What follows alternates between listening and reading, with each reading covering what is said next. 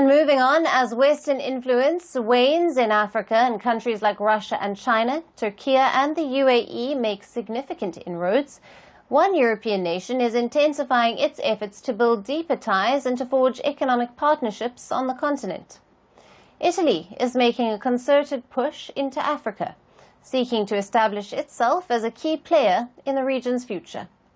With a renewed focus on economic cooperation and long-term growth, Rome is funding initiatives across several African countries to create greater economic opportunities. Under Prime Minister Giorgia Meloni, Italy launched the Mattei Plan last year, a nearly $6 billion initiative designed not only to tackle irregular migration to Europe, but also to invest in the continent's future. The plan targets a variety of sectors, including infrastructure development, renewable energy, and human capital.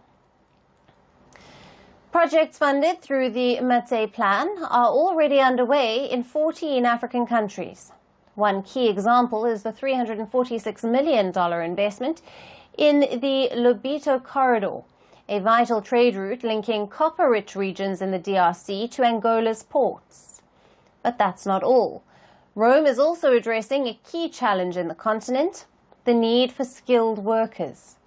In Ethiopia's Addis Ababa, Italian-funded schools offering free 2-year technical training courses, which locals believe could equip them with skills for a better life.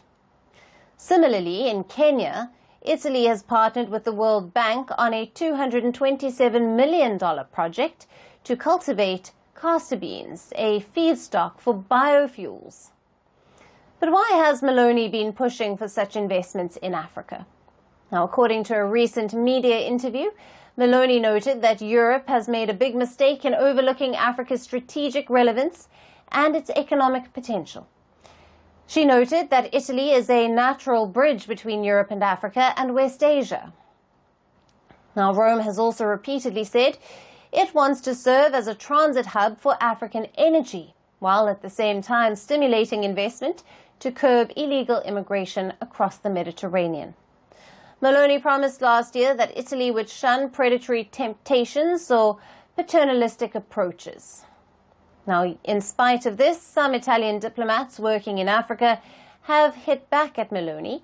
They have questioned how successful the plan can be in stemming migration, given the rapidly growing population in Africa, which is expected to rise from 1.5 billion to 2.5 billion by the year 2050.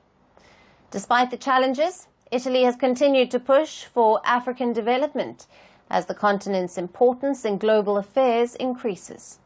But will it be able to sustain this effort in the long run? Only time will tell. Greeting you with aloha and namaste. No, I love India. Presence, occupation of a territory by another country pertains to India, what we saw in Kashmir. The Prime Minister Modi. How do you see Trump's America? Yes, the current administration behaves differently from the previous administration.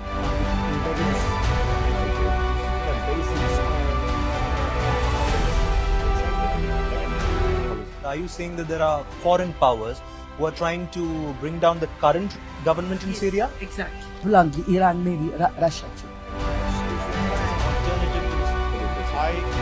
Prime Minister Modi committed to South-South, cooperation. Not over 50%. Is Ukraine prepared to pay the price for that peace? No compromises at the cost of territorial integrity and sovereignty.